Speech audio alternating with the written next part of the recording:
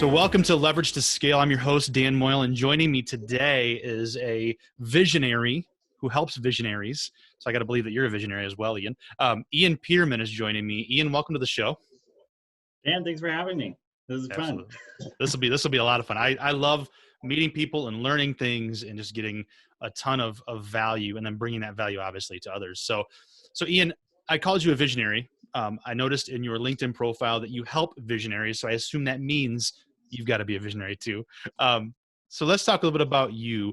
Tell me about who you are, what you do, and kind of who is Ian Peterman. Yeah, so my story is, we go all the way back, starting when I was about 12. I decided that I wanted to develop products and make cool things. And that's turned into a journey to this point where I started my design firm a few years ago, and I now help, and I did it before too, but I help other people who have these big visions of wanting to put new products and help people in new ways out there. And so my whole mission and focus is to help people with visions actually change it from just a vision and make it actually real. And so I worked in engineering for a long time. I went to school after basically having a 10-year career for industrial design. So I kind of meld those two sides, and then the business aspect. I come from a long line of entrepreneurial minded people. I can't say we've made it big yet, but I've learned a lot of lessons on how to start businesses from my family and how all of the roadblocks and issues that pop up. And so now I basically bring all of that experience to people that are wanting to start new things. And, I work with bigger companies too that, are started, but I have the startup mentality of how to make things happen with very few resources sometimes. So, yeah. Which just seems like in today's business is super important, whether it's, 2020 or, last year, next year. Like, it just seems like we're doing more with less. So that startup mentality is so important, huh? Yeah. And it's also eco-friendly to do more with less. So it's kind of an in mentality right now, which is, it's good. Yeah. So Peterman Design Firm is your business. So as an entrepreneur, you saw this need and you wanted to fill it. What was the other why behind starting your business? Like, what is Ian's why? Oh, my why is actually, my why is pretty similar to Musk's. I actually want to push our technology to the point where we can leave this planet comfortably. So my vision with that, though, is there's a lot of things that have to happen before then in helping the human condition. If we have all the problems we have now, we should probably work on those. So a big drive is to help improve the human condition, just help everyone here have better lives, and products being my kind of the lens that I do that through. That is my focus, and that's my drive. Yeah. So how do you take that big, beautiful why and get it to fit into this idea of a business and say, okay, I'm going to help these companies do this thing through products? How does that work for you on a day-to-day basis? It comes down to, which projects I choose to work on. Selecting ones that I feel like they're really aiming us and the planet in the right direction. I'm definitely a fan of eco-friendly, recyclable products. There's some amazing things out there with like what you can do with mushrooms to grow new materials.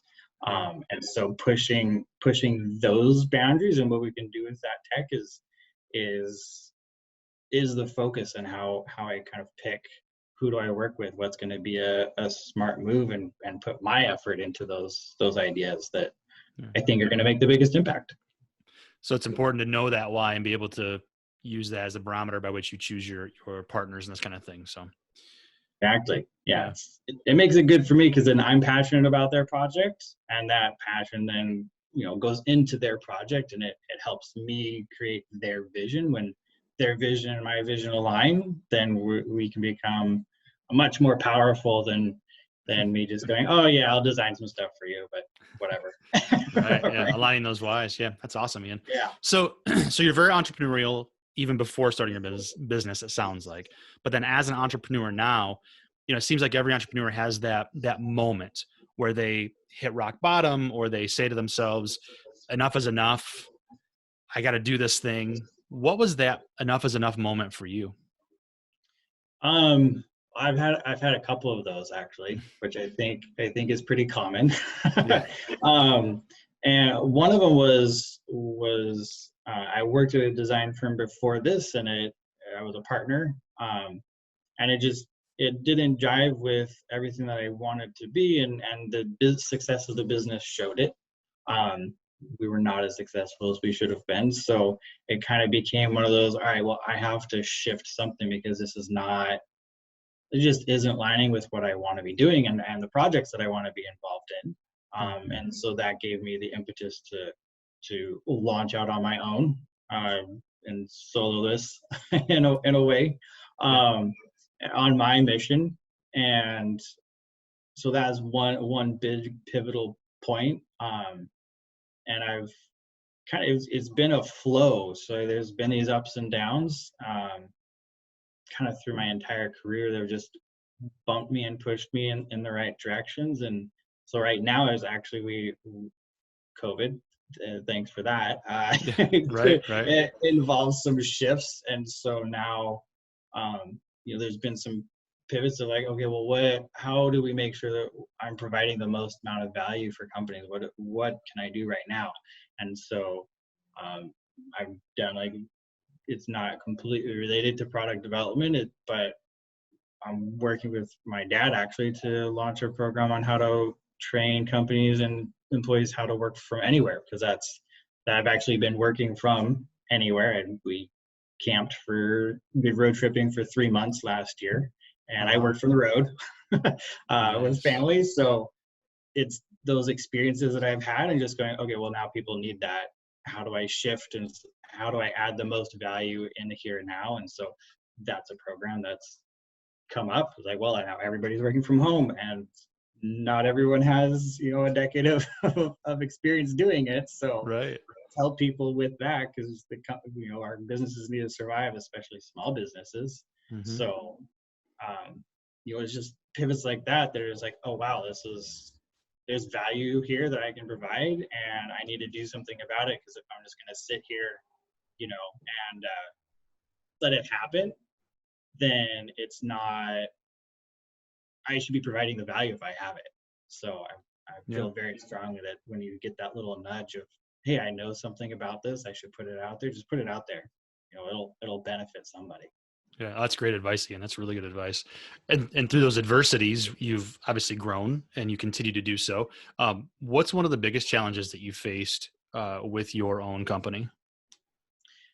Um, oh man, I think the biggest piece is learning early on, I had the idea that I would bring on some sales team and let them take over that. And I think the biggest learning curve there is that I am the company right now, and it's not something that I can really hand off, Hmm. because there's a certain level you have to get to a certain point before the company has its own um, momentum of its that'll just stay on a path. So there's a lot of guiding that needs to happen when your company is young, and letting go of the reins, so to speak, for a little bit is not not Yeah. always a good idea. And so I did that. I tried it. Didn't work as I hoped. So that was a bit of a learning process,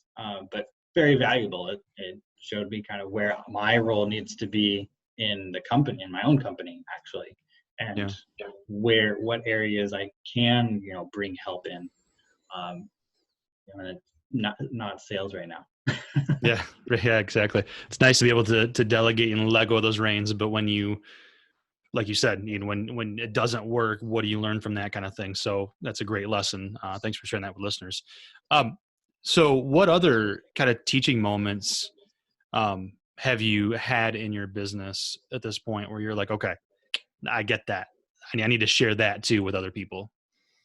Um, it's not it's somewhat of a personal experience, but it's one that I see with clients a lot actually, and that's um, the learning is that a lot of people wait. They try to wait for an idea. They think there's going to be a perfect opportune time, um, and I've the times where I haven't jumped on something that comes to mind. I definitely see that it would have been better if I had listened to my gut. And so one of Mm. the challenges is I'm a very logical thinker, and so I can put myself into analysis paralysis Mm-hmm. sometimes, and every time I look back, I'm like, oh man, that's nope. I should have gone with my gut. I should have done it.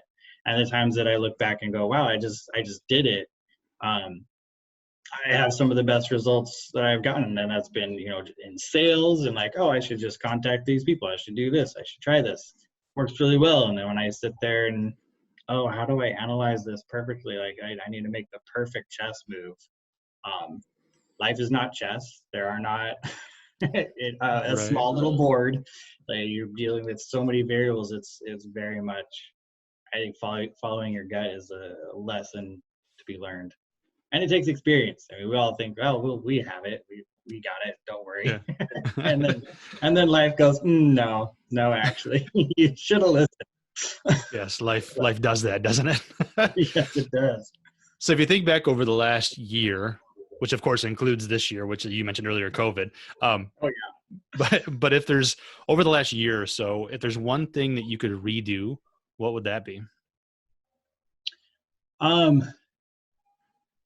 I actually think that what I would probably redo is um, focusing more on making sure that my why and my focus and knowing who and what I'm doing for is more clear, and it's not that I lost my vision, but that um, I'm actually working with a couple people right now on focusing on the marketing side of focusing language and vision again.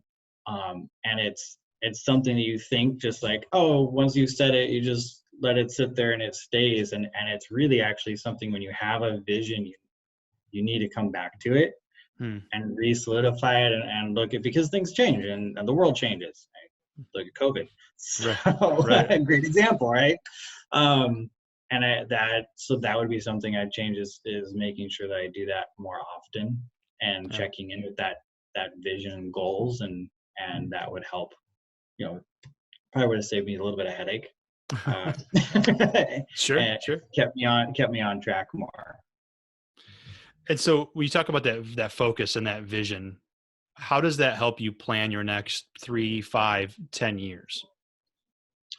Um, it's on a micro level, it's the language I use. It's how I talk. It's how I content on my website. It's how I interact with clients, and it's being very clear. When you're very clear about your vision, you use the right language that matches you and your vision, and people relate to that, right? If you're Yeah. you talk one way, people that talk that way are and think that way are gonna be more attracted to you. They're gonna talk to you more, right? Um, and on a big level, when we're talking about 5, 10 years, it's looking at, well, where do I want to be? What is that? What are the roadblocks I see coming up? Surprise ones pop up, but then it's adjusting for those, and it's really just an end goal. The how you get there can change, and really that's what it is. It's not changing your end goal; it's changing the path to get there. And so Hmm. it's really just that focus on, okay, well, here's a road. We didn't think there was a mountain here, but apparently there's a mountain here. So, Surprise are we mountains. climbing it? Yeah. Are we climbing it? Are we going around it? Is there a helicopter nearby? Like, what are our options? Tunnel through it, Because whatever we got to do. exactly, we still have to get to the other side. Yeah. So, what are we going to do for that? And it's guiding the big moves of, okay, well, what, for me, it's like what tech is emerging?